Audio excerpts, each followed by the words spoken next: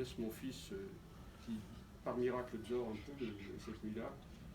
Ensuite, je me suis retrouvé en bas sur la terrasse, comme les 6 matins précédents et tant d'autres matins ici. Ces jours derniers, mon écriture avait été plus inquiète, mais cette fois, il n'était plus question d'aller plus ou moins bien, qui est un luxe idiot quand on y pense. Je revois le paysage avec toujours sa brume entre chien et loup de l'aube qui se lève. C'était le même magnifique paysage que la veille, et je me suis dit, ça je m'en souviens, oui, c'était le même, mais pour nous, pour moi, c'était fini ce paysage. Tant de jours heureux pour en arriver là. Je sais, Anne, je t'entends, je sais, Anne, que tu n'es pas d'accord avec ce que j'ai pensé là. Tu me dis, si Anne Sirène après tout, pourquoi pas, tu me dis et nous dis de vivre. Je te donne raison parce que c'est toi et parce que j'ai un fils. Je fais juste une allusion à mon fils en enchaînant, puisqu'il y a cette autre dimension de la transmission, transmettre Anne, mais aussi transmettre ce qui se passe entre mon fils et moi, puisque bah oui, c'est lui qui l'a vu mourir au dernier, et qui a reconnu ce dernier temps. Je serai distrait là-dessus, mais vous verrez dans les livres. Guilhem, c'est le nom de mon fils, son prénom, était redevenu silencieux. Je savais que ce serait de lui que viendrait l'initiative de raconter ce qui s'est exactement passé et d'exprimer ce qu'il éprouvait. Sa mère faisait comme moi au téléphone, guettant sans solliciter, et elle et moi raccordions ensemble les bribes de ce qu'il disait. Depuis tout petit, cet enfant n'a cessé de m'interroger, de discuter mes réponses. Peut-être sur mon lit de mort, il me restera cette image de ce qui aura été mon plus grand bonheur, somme toute. Nous deux, par les chemins, de montagne particulièrement, chaque été, nous deux discutant sans nous regarder, les yeux vers le sentier.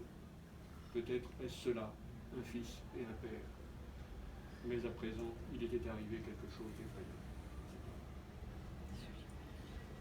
Alors, la construction du texte s'est faite tout seul, c'est-à-dire que racontant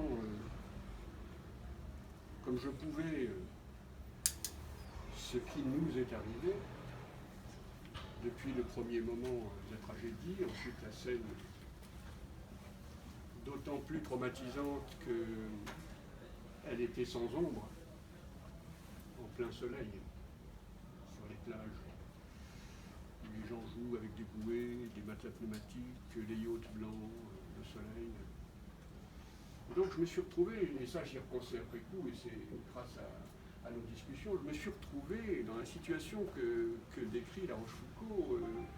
Le soleil ni la mort ne se peuvent regarder en face. Et comme il y avait Anne qui était là, au bord de l'eau, et il y avait le soleil là, et il n'y avait pas d'ombre, il y a eu une sidération, un éclatement du langage, probablement aussi par rapport à ça, qui s'est terriblement imprimé. Alors il va y avoir le moment aussi où je la vois au bord de la plage, 3 minutes après qu'elle soit rentrée dans la mort, ça j'en dirai un passage tout à l'heure, parce qu'il s'est passé quelque chose autour de ce qui t'a particulièrement frappé, Thierry, et toi aussi Isabelle, c'est-à-dire l'apparition du sacré, là où on ne l'attend absolument pas, et quand on n'a pas de pensée préconçue par rapport à cela. Mais il est évident que j'étais obligé de partir de là. D'abord, je n'aurais pas décrit cela s'il n'y avait pas eu un acte d'héroïsme formidable, extraordinaire d'Anne. J'étais obligé de partir de là aussi parce que nous, ses amis, ses proches, étions évidemment terriblement, et sommes toujours terriblement brisés, affectés par cela. Mais très vite, et je le dis à Guilhem dès la première nuit, je lui dis, tu vas voir, il va y avoir une autre vie qui commence. Il me dit, oui, mais la fée est partie, il avait raison, la fée est partie, mais il va y avoir une autre vie qui commence, et de fait, au bout de 2 jours, on s'est aperçu que cette mort a eu un écho absolument considérable. Certes, Anne est très connue, certes, Anne a eu beaucoup d'amis parce qu'elle a fait beaucoup de bien autour d'elle, mais c'est là qu'on commence à toucher à son aura, à atteindre son aura. Je dirais qu'il n'est presque pas normal que sa mort ait eu un écho aussi considérable, pas seulement sur le plan dans les milieux culturels, pas seulement sur le plan national, mais sur le plan international. Il y a là quelque chose qui exprime très exactement Anne. Et ça, c'est très, très, très fort, très puissant. Mais nous qui la connaissons, en fait, moi, je n'étais pas surpris, je le dis à mon fils dès la nuit. Ce n'est pas d'une consolation, bien sûr. Mais cela touche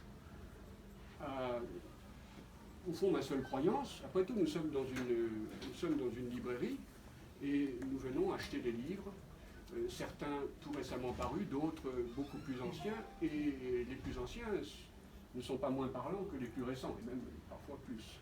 Par conséquent, je n'ai qu'un Dieu, moi c'est le temps.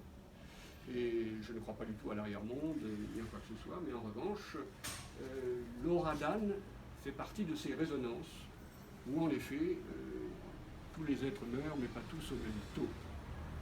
Donc, sans le vouloir, j'ai fait un portrait d'Anne tout en essayant d'assimiler cet inassimilable même, qui s'accompagnait d'une clameur environnante qui, elle, ne m'étonnait pas en revanche.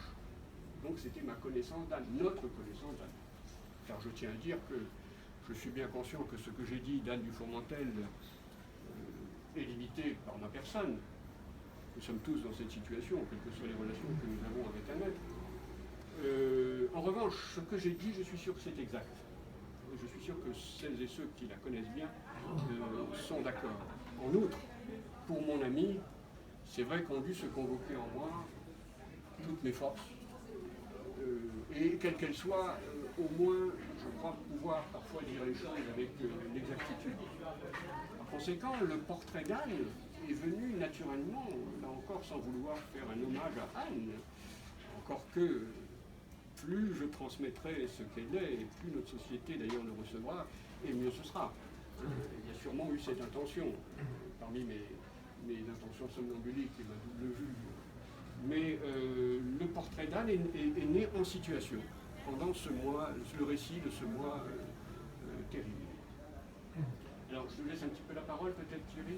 Pas forcément, parce que, au fond, ce serait mieux, le dialogue serait